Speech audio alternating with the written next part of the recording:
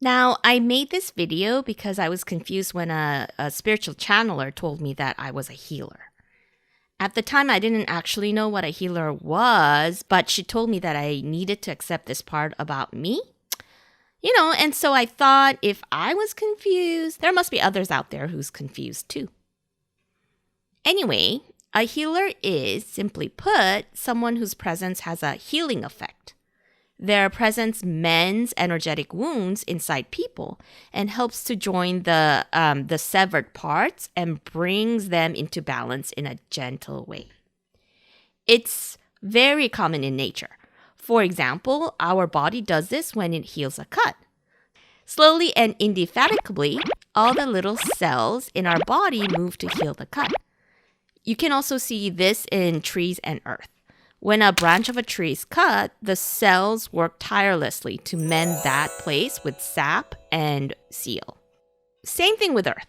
If there's a big hole, then it starts to fill the hole with water, dirt, trees, plants, rocks, and etc.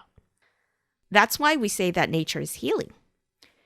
Now, there are people who basically have the same healing effect, but they do it with people's energy. If you're not sure if you're a healer, here are 8 signs that might indicate that you are. Sign number 1, you have a balanced energy. I would say that healers have a balanced energy in general because they know how to take negative energy and process it inside themselves.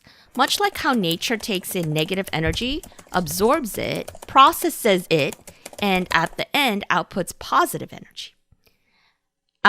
Healers are good at processing the negative energy and surrendering and releasing it back to God, to spirit, to the universe, when a lot of people would just hold on to it. Sign number 2, people come to you to share their personal stories. If you did some research on healers, this characteristic always comes up, like all the time. When a wounded person is in the presence of a healer, the wounded person might share their personal story when they normally wouldn't do this with others. And after they share, they might feel lighter and more balanced, as if they just dropped something heavy. The healer's presence calms them down and neutralizes their emotion. So if friends or strangers often come to you to talk it out, you might be a healer. Sign number 3, some people lash out at you for no reason. Some people who are still guarding their wound would feel agitated with a healer's presence. People like these still need their wound because at some level they haven't processed it yet, or the anger or sadness still fuels them, or their world is constructed around this wound. So they need it to hold up their world. Anyway, for whatever reason, the presence of a healer is threatening, so they might lash out. Sign number 4, you're told that you're wise or mature.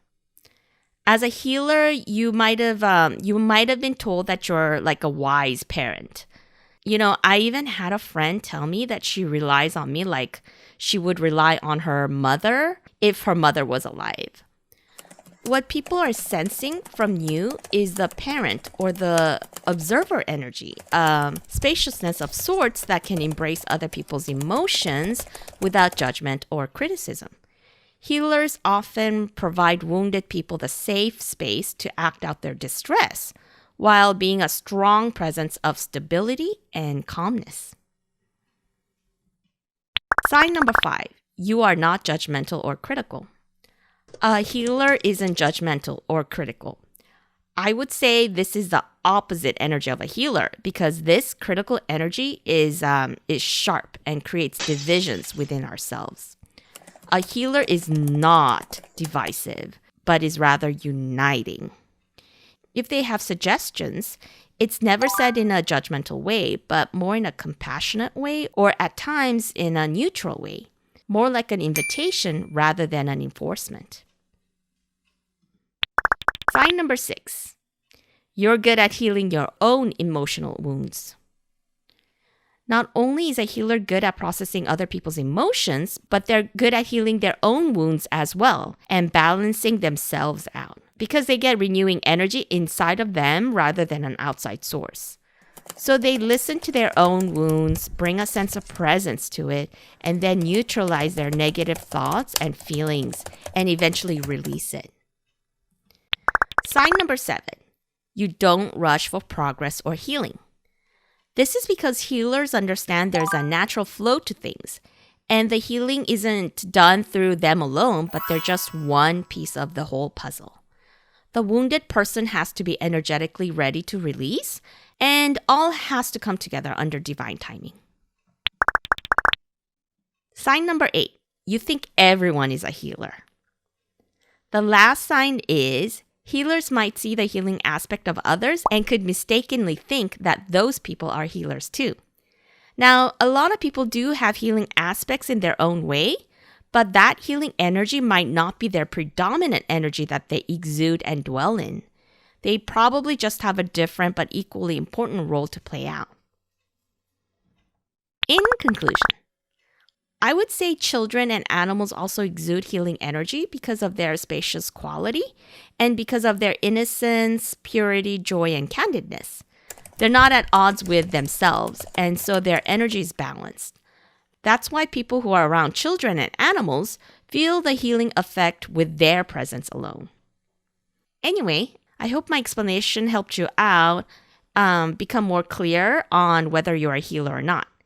If you found this video valuable, do me a favor, hit the like button in order to help it get to a wider audience. You know, my channel needs all the help that it can get. Thanks for watching, and we'll talk soon. Regards, Ray. Oh no. Thank you.